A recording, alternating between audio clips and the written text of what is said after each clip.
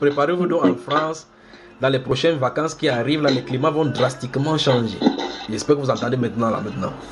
Donc, la dernière fois, vous avez acheté les choses, vous vous êtes prévenu par rapport au froid, au chaud. Maintenant, cherchez les choses par rapport au froid et à la pluie. Et les inondations, si vous n'avez pas cherché les choses par rapport, prenez les dispositions à cause des inondations qui arrivent. Donc, vous êtes prévenu maintenant. À cause des inondations subites qui vont venir chez vous en France. Principalement ceux qui sont dans des endroits où les comme la Seine passe chez vous à Paris et partout en France là-bas. Tous ceux qui sont du côté de Toulouse, tous ceux là, préparez-vous à des inondations. Record cette fois-ci. Donc vous êtes encore avertis. On n'allait pas dire qu'on n'a pas suivi encore cette soir. Ce qui est bon, c'est que ça arrive à une saison où non, c'est pas normal. C'est ça que vous voyez que quelque chose ne va pas. Ces choses-ci sont en train d'arriver. Dieu est en train de dire, faites attention, vous qui êtes ici, je vous ai à l'œil. C'est ce que le Saint-Esprit est en train de dire là maintenant.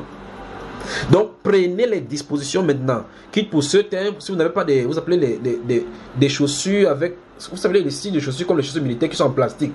Achetez-en si vous n'en avez pas. Achetez-en, regardez. Des styles d'habits pour le froid et pour le... S'il pleut sur vous là, les habits à écailles. Comment vous appelez ça? En nylon. Préparez-vous-en. Pour que ce moment-là, quand ça n'arrive, que vous ayez dans les supermarchés, que ça soit extrêmement cher. Préparez-vous-en, prémunissez-vous donc. Vous avez des problèmes de pluie et autres là-bas. Les gens qui sont dans le 40e, 6e niveau, comme les frères Gabo, ils n'auront pas de problème. Mais s'ils sont, ils vont trouver ça là-bas. Donc, il y a les inondations qui sont annoncées chez vous. Inondation. Je dis bien, ceci vient à une saison qui n'est pas normale. C'est ça, voilà le point qu'il faut remarquer. C'est ça qui montre qu'ici, il y a quelque chose qui ne va pas. Dieu ne viendra pas en France, ou bien, c'est pas seulement en France. Vous voyez cela? En Allemagne. L'Allemagne. Dieu ne viendra pas dans votre pays gronder à haute voix. Oh, Français, repentez-vous. Il parle doucement, il est en train de dormir. Et bientôt, ces inondations vont faire que les anciens immeubles vont s'écrouler. Je vous ai dit, dans les sous-sols de votre vie se trouvent des ossements humains. Il y a des endroits dans votre sous-sol. Je ne sais pas si les archéologues, je crois qu'ils doivent savoir cela. À moins que ce soit des endroits ultra cachés. Dans votre sous-sol, principalement dans votre ville de la France, se trouve dans des endroits cachés où il y a des ossements classés. Qu'est-ce que ces ossements sont en train de faire là-dedans? Qu'est-ce qu'ils font dedans, en bas, dans le sous-sol-ci? Je crois que les tremblements de terre qui vont devoir mettre ça à jour.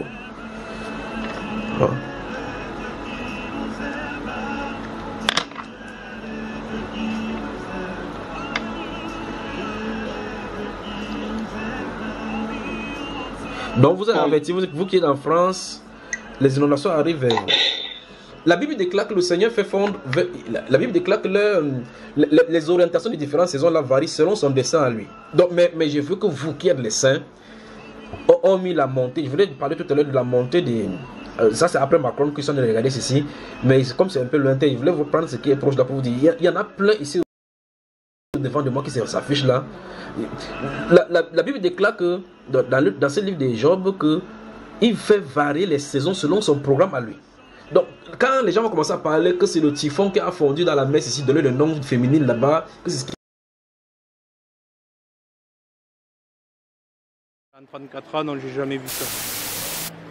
Donc oui, là c'est vraiment exceptionnel.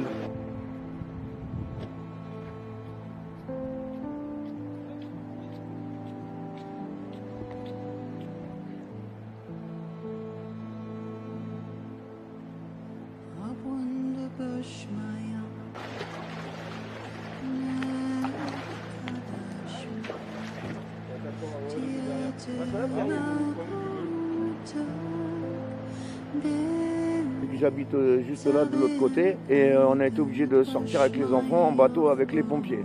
Parce que l'eau est montée en même pas 1h30 de temps ce matin. Quand vous voyez les meubles qui flottent dans la maison, c'est vraiment impressionnant, quoi.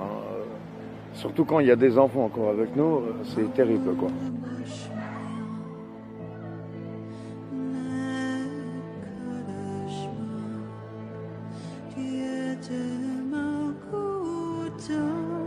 J'étais là en 81, donc, mais j'étais de l'autre côté de l'eau et voilà, donc je me rappelle, mais c'est un peu du même style. Mais bon, après ça fait partie, la Garonne, voilà, c'est du vivant, donc ça bouge, et donc il faut toujours être vigilant, même si on pense qu'il y a des choses aujourd'hui qui ne sont plus possibles.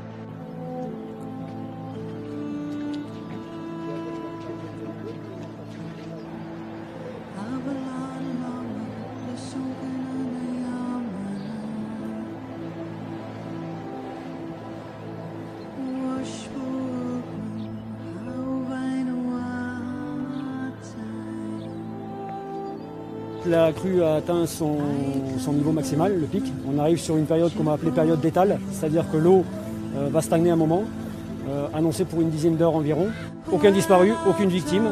Les riverains sont habitués, les riverains de Garonne sont habitués à ce genre d'événement et ont anticipé. Néanmoins, la crue étant exceptionnelle puisqu'elle n'a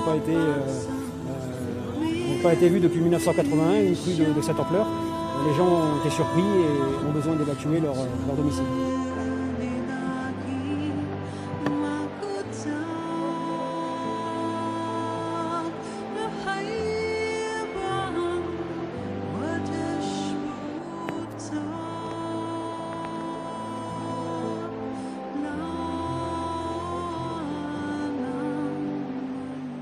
La Garonne, dans le sud-ouest.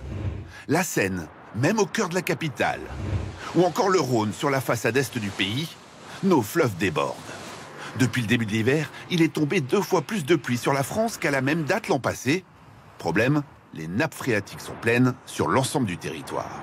Ces bassins ne peuvent plus accueillir une seule goutte d'eau au niveau profond, donc tout vient au niveau superficiel et on a ces grandes crues de bassins que l'on voit actuellement, notamment sur la Charente.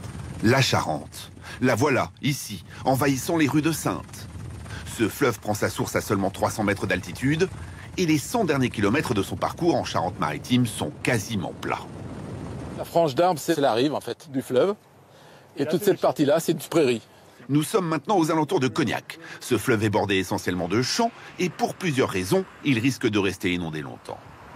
On est donc sur un territoire avec une pente relativement faible, de l'ordre de 0,5 pour 1000, et donc une proximité de l'océan, avec donc des impacts de la marée qui vient freiner donc les écoulements quand la marée est haute. Il a également beaucoup neigé en montagne. C'est une autre source d'inquiétude. En amont, il y a énormément de neige dans le Massif central et donc cette neige va fondre très prochainement et va venir renforcer la quantité d'eau. La fonte des neiges, responsable aussi du déchaînement du Rhône. Les 6 vannes du barrage de Vaugry ont été ouvertes pour accompagner la crue. On est plutôt sur un événement printanier avec de fortes pluies, donc on a des débits qui ont triplé. Et dire qu'un hiver humide n'empêche pas forcément une sécheresse ultérieure. Il suffit d'une reprise végétale au printemps très forte avec beaucoup d'évapotranspiration qui va permettre de recueillir ces eaux qui sont situées en profondeur et qui vont repartir dans l'atmosphère. Vous croisez ça avec des vents très secs, des températures au-dessus de la normale, voire des effets de canicule et on rebascule à nouveau dans un système de sécheresse extrême. Il est donc impossible de savoir à quoi ressemblera notre été.